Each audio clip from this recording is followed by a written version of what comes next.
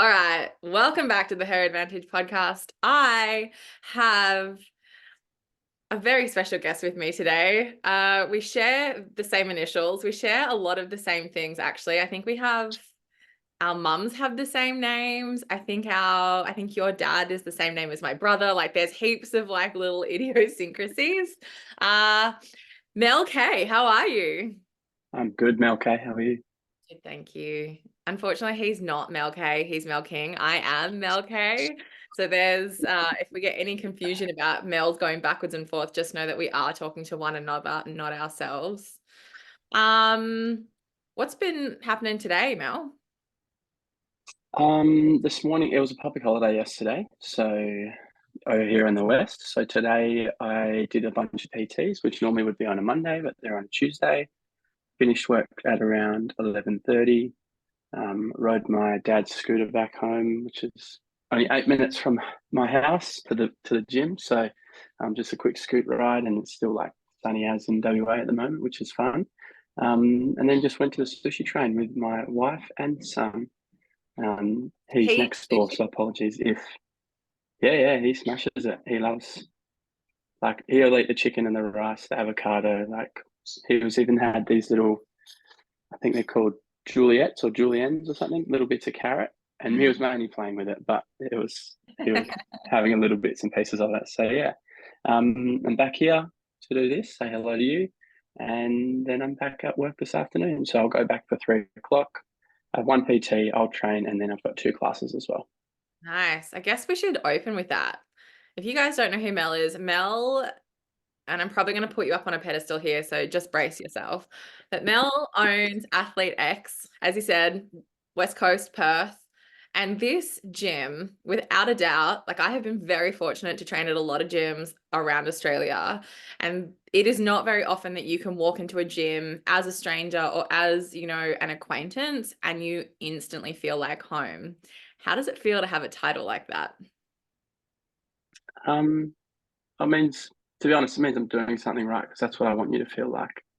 Good. Um, yeah, I've also had the pleasure of training at a lot of gyms, and I feel like they can be um, confronting and scary, even for a gym person. I'm probably one of the least gym people looking, but even I like go to gyms and I'm like, I get nervous and I'm like, oh, where do I go? Like, where do I stand? All that sort of stuff.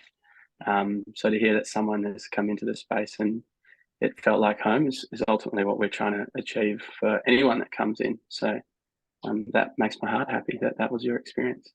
How did you get there? How did you get to creating this big, beautiful space? Because look, from honestly, from the outside, it looks like, no offense, any other gym. So if we were to take one of those gyms that are a little confronting and your gyms, there's aesthetically nothing different. So Mm. how did you create this vibe? Like, what's your story to get there?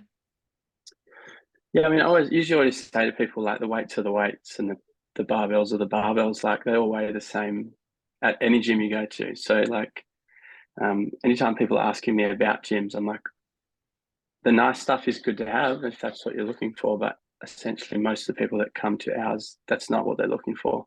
Um, I mean, I started the gym nearly 8 years ago with like a little loan from my parents and a hope and a dream and not much else, to be honest. And just thought I'd be a good coach. I was a good coach at the time and thought I could open a gym. I didn't really know anything about business, but I wanted to like look after people essentially. Um, and 8 years down the line, I feel like we do a pretty good job of it because that's still the goal, essentially, to look after people in our own special way, which is around like having a feeling of home and making it a big family. If people do come to our gym that aren't looking for that, but essentially that's kind of what we are, a big family for people to come and get whatever they need out of it. It's almost like the family you choose as opposed to the one that you don't. Um, Yeah. but how we do it is, to be honest, just being kind and respecting people. And it sounds like simple, but I mean, we do it in a few different like technical ways, but essentially we start with uh, from a nice place of wanting to look after someone, and everything else kind of takes care of it from there, to be honest. And I mean, I guess it's the icing on the cake that you also have these insanely talented coaches, these insanely passionate coaches. And I Mm, think, that's also one of the differences is that it's not, there are talent, we are not short of talented coaches. There are talented coaches in most gyms that you walk into. hmm But they have to have this special offering and this special knowing about them to be able to deliver mm. the energy that you guys to deliver. How did you get into fitness in the first place? Um, I went and traveled Europe when I was 19 for about a year and ate and drank and did all the other things that a 19-year-old would do when they're traveling Europe by themselves Never. Absolutely never. with I had a bit of money at the time, so I was like, I'm going to go home with none of it and see where we end up. And essentially, I came home and I just like wasn't really happy with how I was and what I was doing and things like that. And I walked into a gym, very not similar to the one we have, or what felt like that for me. At 21 years old, I walked into like a CrossFit gym and was kind of there with open arms, and the people there were super friendly, and it felt like, oh, this is like it felt like a team sport to me. Like I played team sport my whole life, whether it was like baseball, soccer, cricket, like anything and everything I could. And this kind of gym felt like that's what it was. Like a bunch of adults essentially playing a team sport of trying to get fit Is just for like the everyday life. Yeah. Um, so that was circa like 2011. And I went and did like my CrossFit level 1 course, which is just for those that don't know, it's basically like a 2-day workshop. And if you pass the test at the end of the 2 days, you're like certified as a CrossFit level 1 coach. And I paid for it and I just wanted to learn. That's And quite then a a common few thing. months, Members yeah, to go and learn some stuff and not actually become coaches. Yeah. yeah. So like heaps of people I know have done the course with no intention of becoming a coach. And that was my intention at the beginning.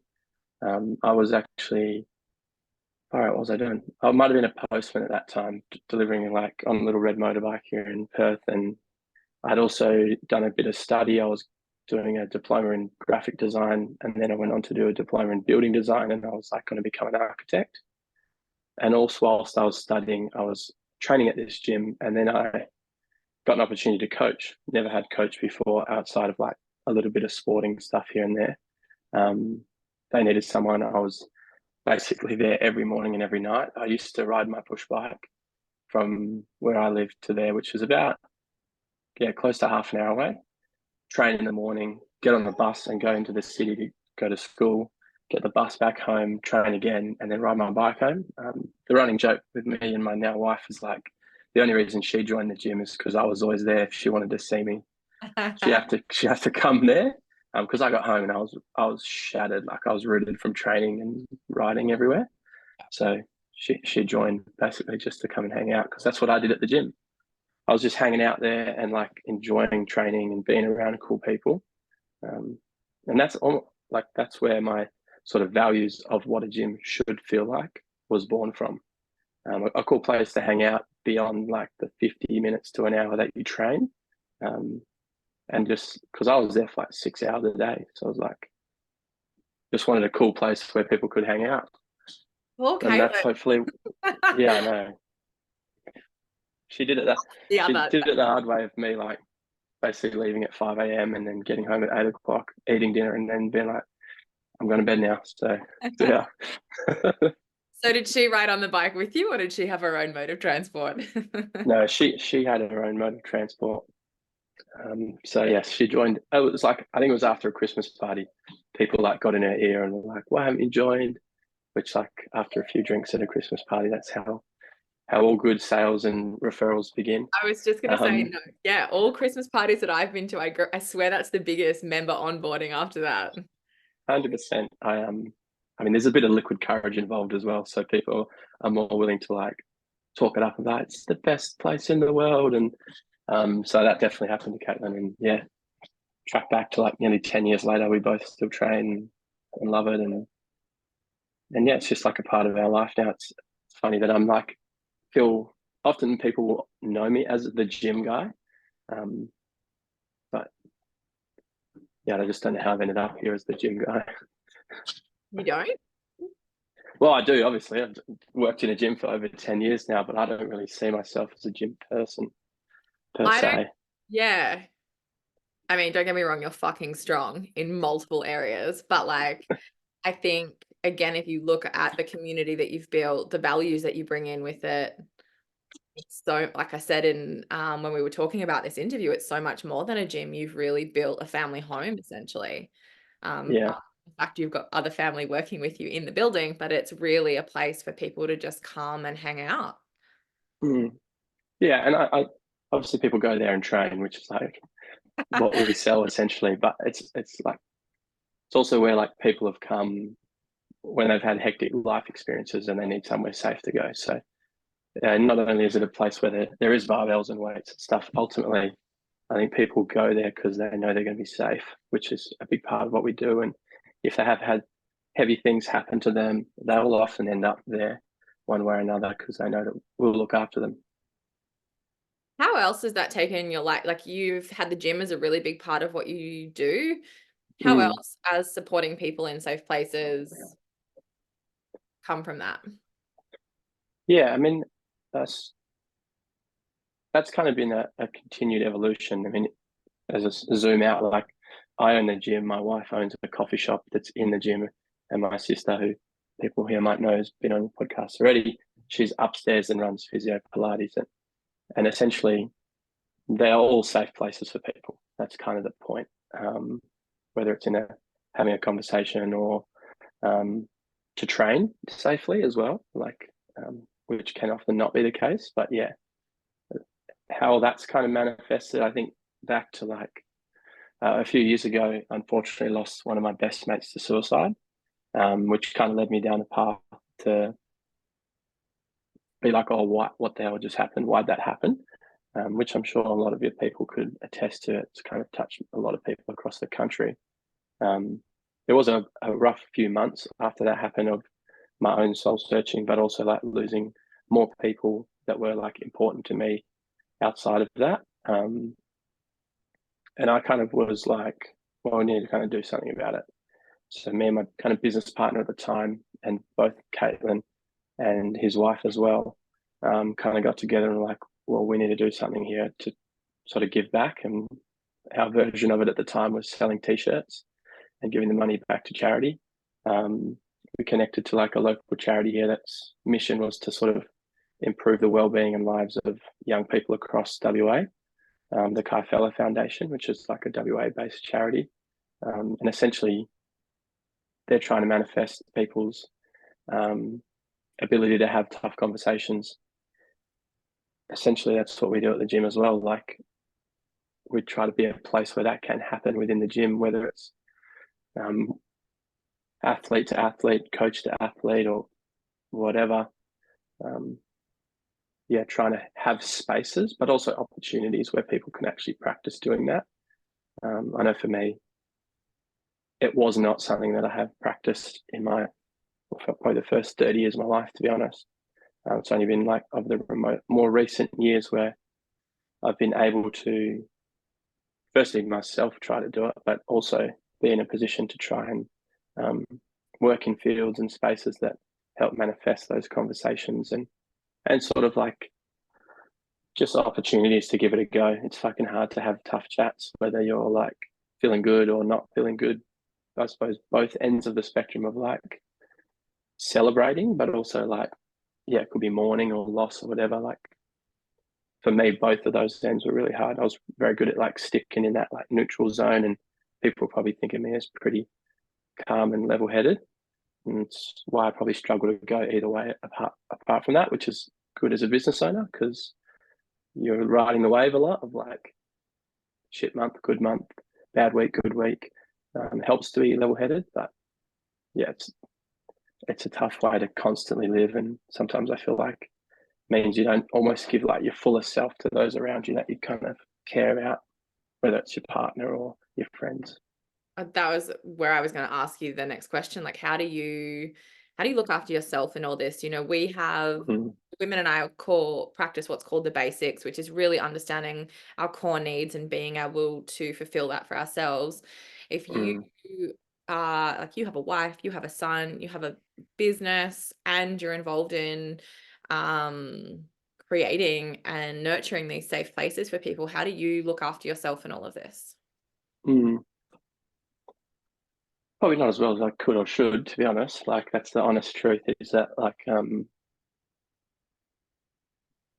yeah, I mean I probably know more than most people on how I should look after myself, having been in the health and wellness space for a long period of time. But I'm like anybody else. I struggle to consistently do things that are good for me. I'm lucky enough to work at a gym, so training isn't as hard for me as it is for some others because I'm there all the time. In saying that, my training now versus what it looked like when I was in my early 20s is very different. I spoke of like being at the gym for 6 hours. Even my attention span to training is like less than 60 minutes at the moment. So it's like if I get 3 or 4 days a week in, I'm happy, and that's enough for me at the moment.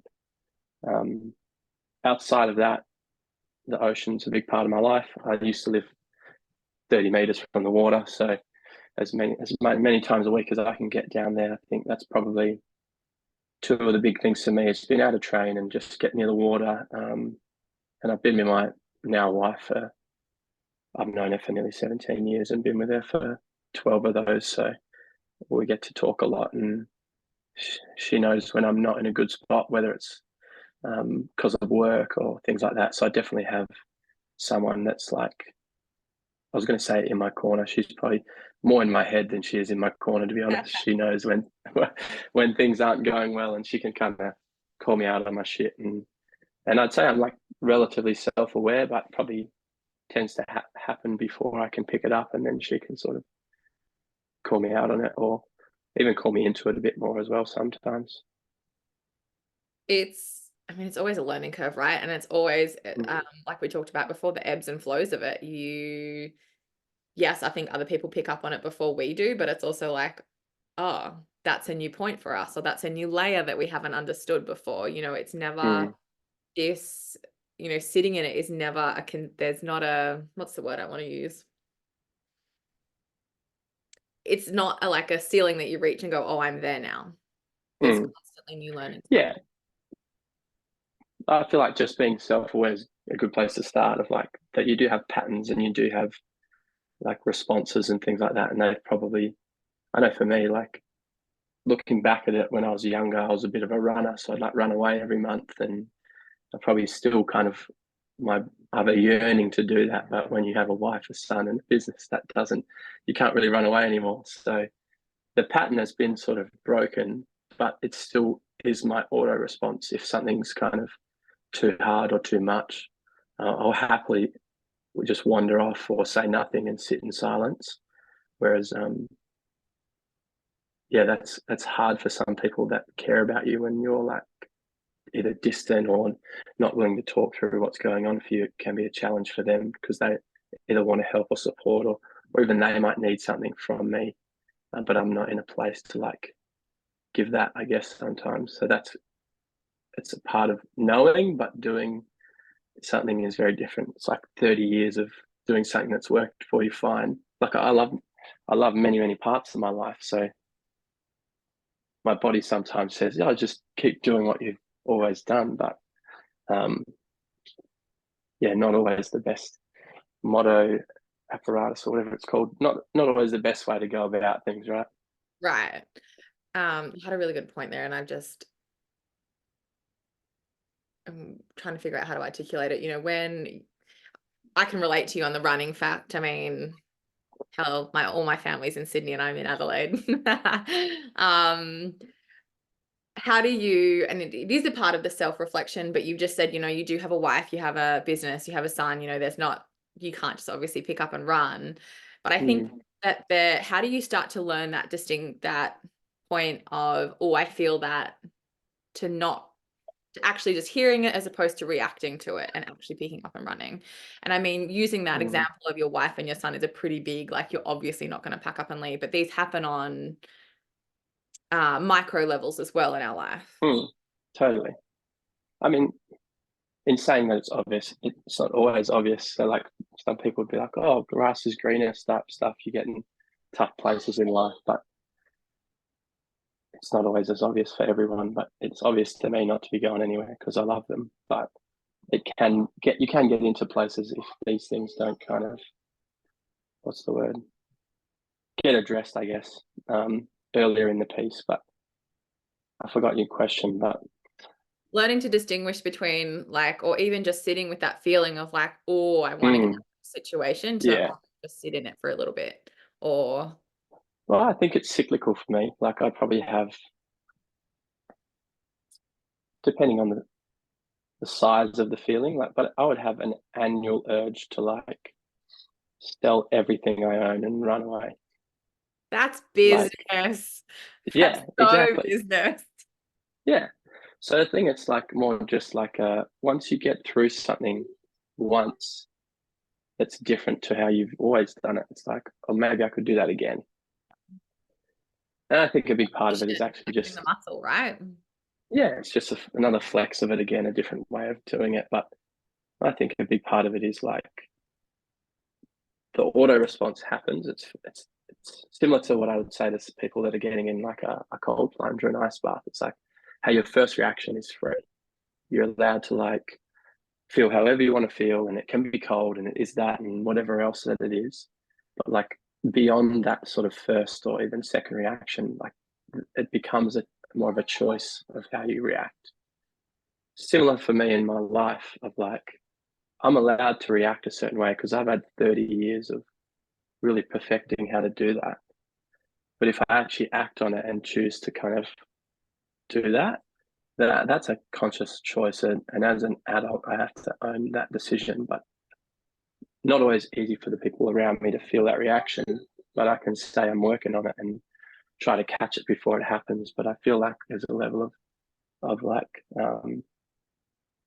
kindness and care for people of how they react. And if you do kind of love someone, you'll kind of, in a way, you'll sit in that first reaction and then try to get through it with them a little bit. That tends to happen for me and in my life and my wife, especially, of like, if I do feel like that, she'll call me out on a bit and ask for something in that moment. And it's very, very helpful for me to kind of go, okay, cool. This is another one of those moments where I can do something a little bit different here and see what comes.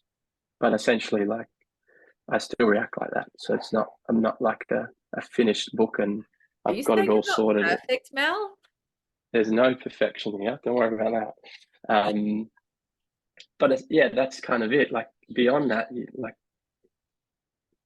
even though we're all big kids, like you're an adult, you can decide what you want to do. And if you do want to run, like run to something and go for it. 100% do that thing, but don't get a year down the line and say, oh, it's just a reaction. It's like, well, we're 12 months into it. They were all mini reactions. Like at some point, you have to consciously decide if this is actually what you want or don't want, depending on the decision. Ugh, and it's so uncomfortable to sit with sometimes. And that can be like big decisions, like, moving to Adelaide, I'm sure was a big decision for you considering your whole family's there. But at this point, you're still deciding to be there. So it's not like, I just reacted and I don't know how I got here. I've been here for however long and I just ended up here. It's like, yeah, that might have been how it begun. But at some point, you have made a decision to commit to stay there and do other things with your life, which is epic. On a like much lighter note, like I've been living here for 8 years now, and someone said something the other day about like, oh, it's down this street or something. I'm like, oh, I'm not from Adelaide. I don't know where that is. And I heard myself be like, you've been here for 8 years now. Like, you Well, start to probably know where things are. that's probably like a lot of your adult life, right? You're like, Right. oh, that's for me, that'd be most of my adult life and be like, that's actually, I probably can call myself from here.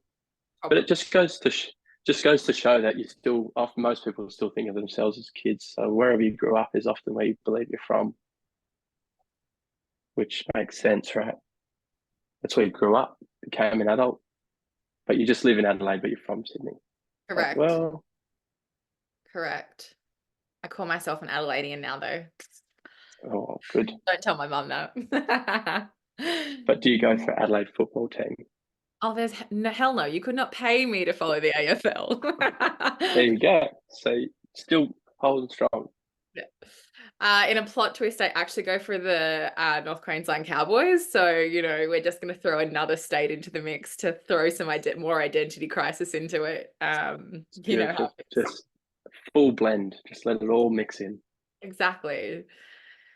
So you touched on a little bit about, how your training changed from when you first fell in love with the gym world to now you're Mhm. a dad.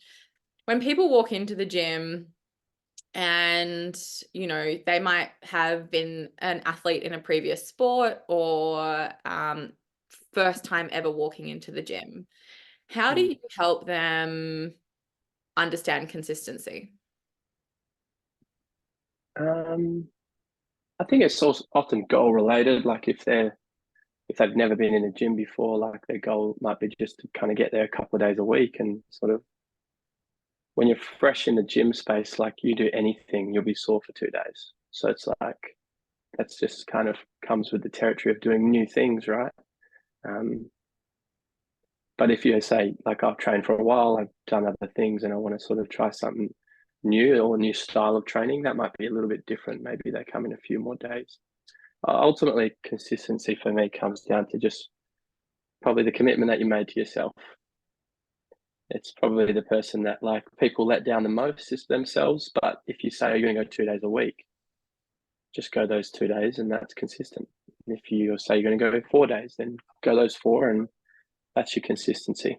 I think there is the whole comparison of whatever else everybody else is up to, and there's way fitter dads out there than me, and there's all sorts of like I could sit here and go, oh, I'm not enough, and this, that, and the other, but I think at the moment, like I'm choosing not to spend all my days training, trying to be home more and be present. That's my decision. That's the commitment that I've made to myself and my family. But in the gym, consistency to me is just literally deciding on what you're going to do and doing it.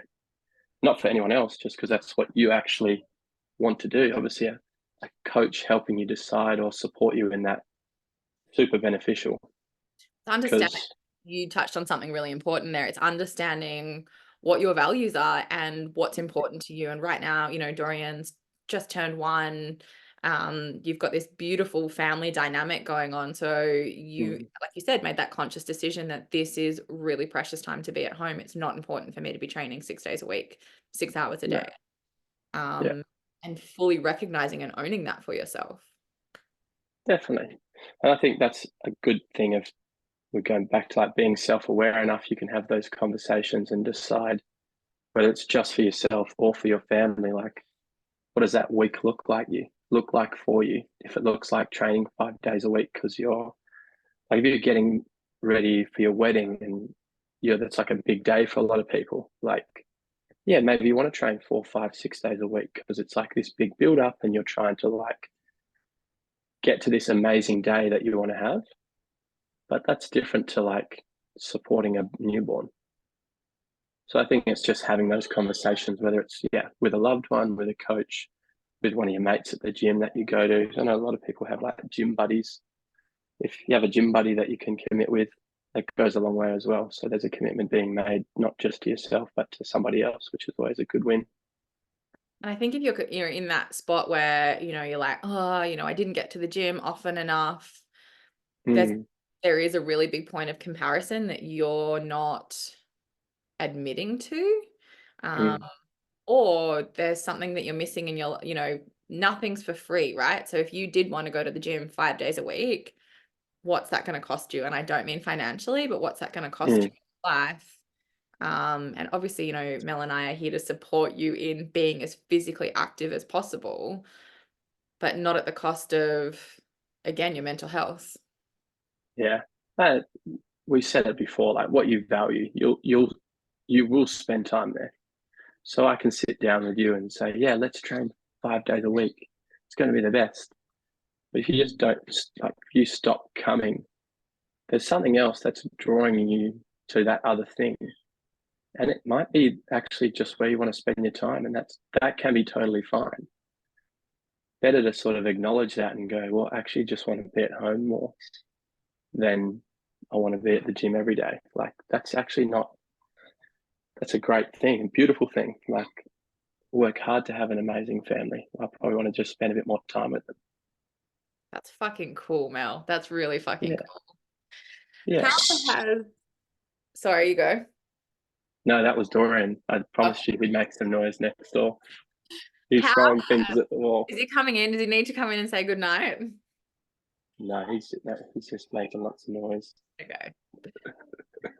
Speaking of Dorian, you know, I think most of the women that listen to this program are female and they have experienced mum life, or maybe not mum life, but auntie life. You know, we've Mhm. experienced this bringing a child into the world from the human's perspective. How has being a dad changed you? And I don't necessarily Mm, mean that in a negative sense, you know, in a growth mm, sense, but what does being a dad mean to you? mm. I mean, I touched on that, just pure time of it all, around the priorities of it, um, and like circling all the way back. My big reason for doing that is my dad worked fly in, fly out. He still does.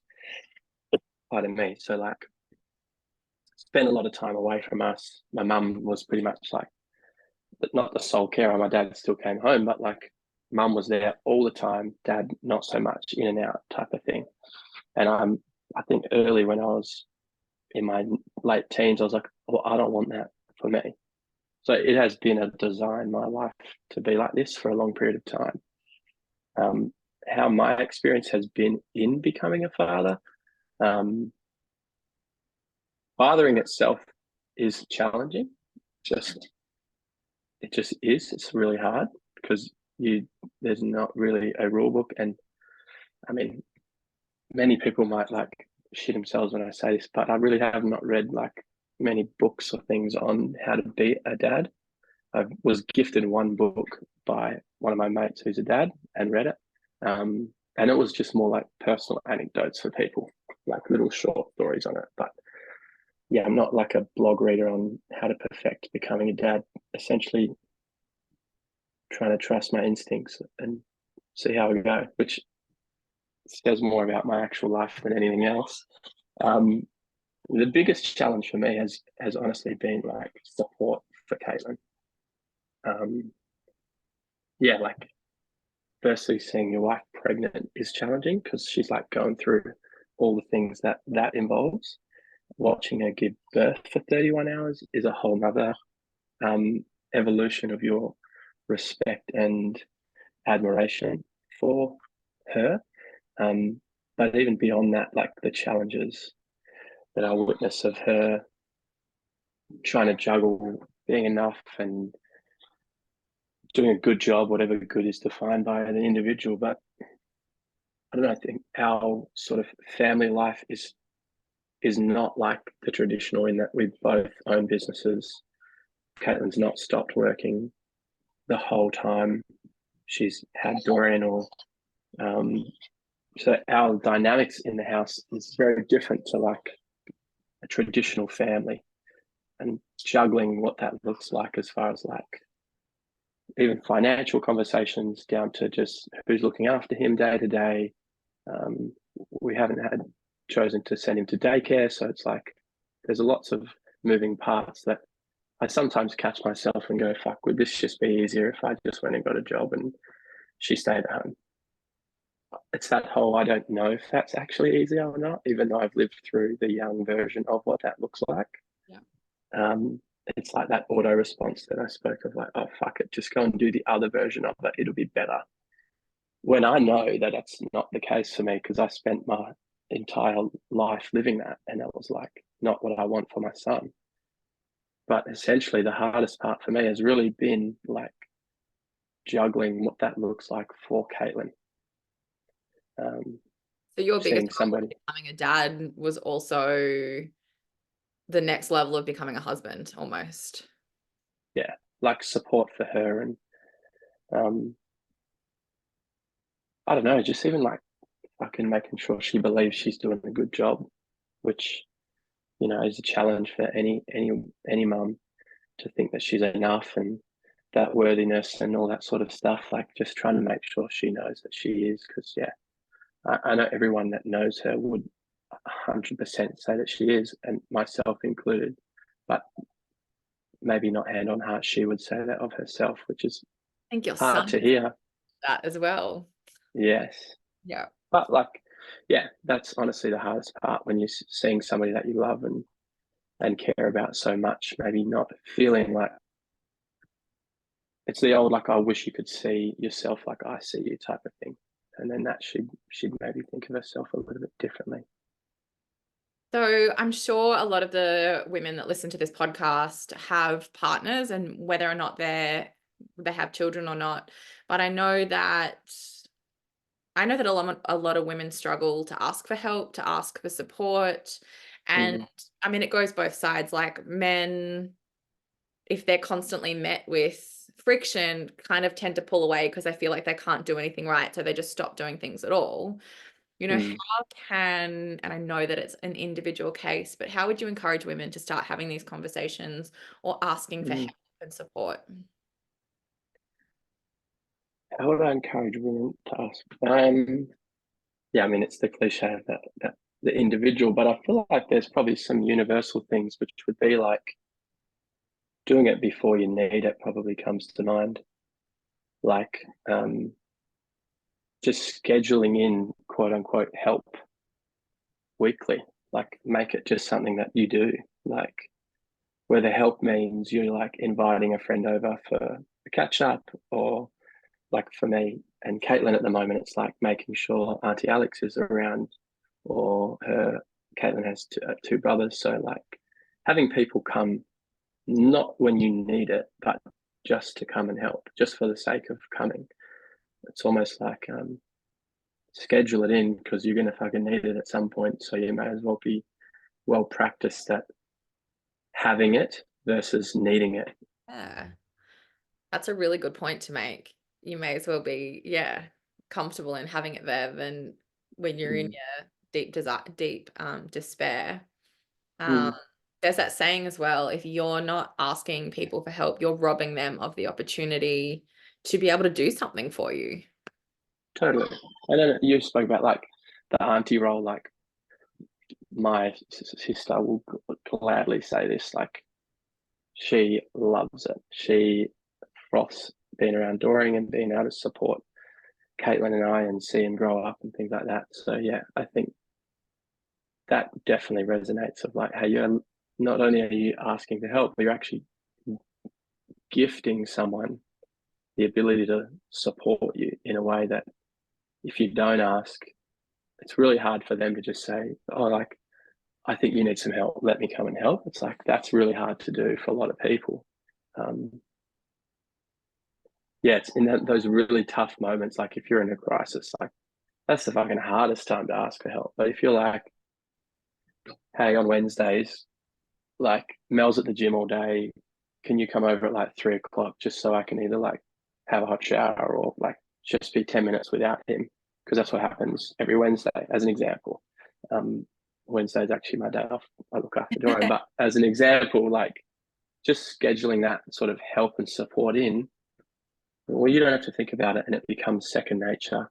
And again, the opportunity that someone gets to look after you as well is like they're flexing the muscle of helping, just like you are of asking. So it's a double win. And you know what? It will then come back around that when that person feels like they need something, they also feel comfortable. And I think that's the foundation of community. And I think that's what we've really been Mm. missing and craving the last, I'm going to call it decade. um, and starting these little practices might feel really scary for yourself, but it's going to be a better on the broader scheme of things. Yeah, and I think having a kid has probably like forced us to do that because you like, I mean, fucking props off to people that don't have family around them because there's many of that, especially in this country. Like people move here and probably because they want a better life for their kids, so they're thinking, let's go to this idyllic place, but your family doesn't come with you, so it's like really challenging for them. So we're like super grateful and lucky that my family, both mine and Caitlin's family, are very close. I suppose it comes back to like finding those people that are your people, whether it's from a gym or whatever, wherever. Could be from your work, but like most people, I hope would have some closeness to them as far as friends goes. Um, and it's probably also why so many families connect because they're like, oh, we're going through the same stuff. I'm willing to ask them because I know they've got the same stuff going on. Yeah, Um, it's often probably the case of why that tends to happen. But yeah, even your single friends, I'm sure, would love to hang out with your young kids and look 100%. after them because you get to be honest because you get to give them back as well. It's like, oh yeah, $100%. I'll come look after them for a couple of hours, and then when they crack it at 2 o'clock in the morning, that's still your problem. Yep. We went out when I was in Sydney last. We went out to dinner and my niece is there and we're sharing food or whatever. And then I was like, cool, bye. And then I think I went out afterwards. I was like, this is the best thing ever. Yeah, but equally, like probably the parents were like, this is so good. Like someone else has just taken their attention for like however long it was, just that little reprieve. It's like the more of those you get, the more those little refreshes happen, and you're like, okay, maybe we can keep going. And he's okay. I should tell you that, whenever Alex and I talk, obviously we've got like lots of business things that projects and things that we work on together. But we Mm, have like a designated time where we talk about auntie stuff. We're like, how's yeah, Dorian? good. How's Mai? Like, have this real Yeah, cute little chat about the kids, like they're our own. yeah. But the thing is, they are like, yeah, this whole like idea that they're not like that's how it used to be. Like it used to be that your uncles and your aunties and the people that you live near, like it was a village that raised the kids. That's how it rolled. So it's like obviously not all things from the past are good, but I feel like that's a nice one that we can kind of continue having support and like a village of people to help you bring kids up in a nice, healthy way is a good thing. Absolutely. So, Mel, as we get to the end of this very insightful conversation, I have a couple of other questions for you. What is your go-to hype song? Mm. Oh, Like gym hype? Yeah. I feel like it's not a fun answer, but I listen to like slow music when I train. mhm, So there's a guy called, I think it's Loyal Kana, Loyle, mhm. and his last name is Kana, Carner. He's like an English, almost like grime artist. Not Okay. quite like not like London grime, but like, yeah, that's Yep. probably where I'm at if I'm sitting in the gym by myself training, which yeah, in a couple of hours I will be.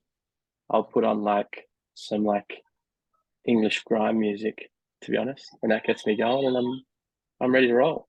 That just comes back to the season of life that you're in as well. Like we don't want to walk into a rave all the time and like our No, nervous system is already at peak stimulation when we get in there. It's just like, how can we just get moving and back into our bodies? yeah, yeah, it's definitely my hype song at the moment. It's pretty chill. Yeah, if everyone's in the Orient building, types. then Dorian's loves Fred again. So that's like he's bobbing his head to Rumble, just like yeah. Well, we're going to the UK in June and going to Glastonbury, so fingers crossed he plays there, and Dorian will get to see his favourite song get played. So good. We've got What the little headphones for him, ready to roll. cutest thing ever. Do you need a babysitter? Maybe you need a babysitter and you and Caitlin can go to Don't worry, there's a lot of hands up. that. Um, and then how do you ground yourself after a really big season of life? Like when, at the moment we've just talked about before we hit record, your son is teething or you have highs and lows in the business. How do Mm, you really come home and ground yourself? And I don't mean home as in when you walk in the yeah, door and come back to yourself. I think I mean, like Sundays for me are like the time to do that. I work pretty much 6 days a week, and on the Wednesday I look after son, but it's a full day of like swimming lessons and naps and all that sort of fun stuff. But on Sundays, we always kind of start our day, depending on what time he wakes up, by going for like family breakfast. Um, And truth be told, cleaning the gym is like one of the most soothing things for me to do. I have like a walk behind floor scrubber Mhm. and it takes me like 2 hours and I'll just put on some nice tunes and it tends to be where I think about the week ahead and it's usually just me in the gym and it's noisy from the cleaning machine and um, I've been doing it for like nearly 8 years now. So there's something meditative Mhm. about just having a clean gym. Um, it's where I spend a lot of time there. So to have the running joke is I clean the gym more than I clean my house, which is very, very true. Um, but there's something for me about, yeah, just getting set and settled for the week ahead, knowing that I've done what I want to do and get ready for sort of the working week and um, be ready for the whatever comes. Because, yeah, working for yourself and having a young family, you tend to roll with the punches a little bit. So having a nice reset on a Sunday is definitely how I kind of come back and reset for the week ahead. I think that's perfect. I think that, and I think I think Sundays get glamorized a little bit, that they should be, this picture perfect Sunday, but it really is, if we can dedicate it to doing something that fulfills us in a way that only we know, we're going to Mm, be a better husband, a better wife, a better brother, business owner, all of those things. Um, mm, and if we just do the things that we know fulfill us, easier said yeah, than much easier, but that's the plan. that's the plan. Well, Mel, thank you so much for joining me this afternoon. Is there anything else that you would like to add? No, thanks for asking me on. I was, yeah, unsure if I was the right person to be on here, but it's been fun. Thank You you. are exactly the right person. I think, obviously we have a lot of mutual connections, and I was only reflecting on this the other day. You essentially, you connected Alex with Creator Club, right? Hmm. Alex and I met through Creator Club. Obviously now Jess and I have a business together. Like, this whole ecosystem has come because you said to your sister, hey, you should talk to this person about business. So I think we Mm, have, yeah, more ways to thank you than one. no, thank you. And I used to chat with John before Creator Club, so it was good fun. It was like Oh. weird to think that's how this began, but yes, it was good, a So nice how did you know reflection. John? How did you connect? Just through the small business kind of fitness world, I Mm. know a few people on the East Coast in the gym space, like Joey from Jungle Brothers, has like been in and around sort of the business coaching, mentoring from different other people, and they both know each other. And I just saw it on Instagram, the power of Instagram, Yeah, the power of the gram. the power Amazing. of the gram. Well, go and have a lovely afternoon. Go and train. Go and have an awesome coaching session. And hopefully I will be seeing you soon. Hey, West Coast, Let's West go. Coast, Best Coast.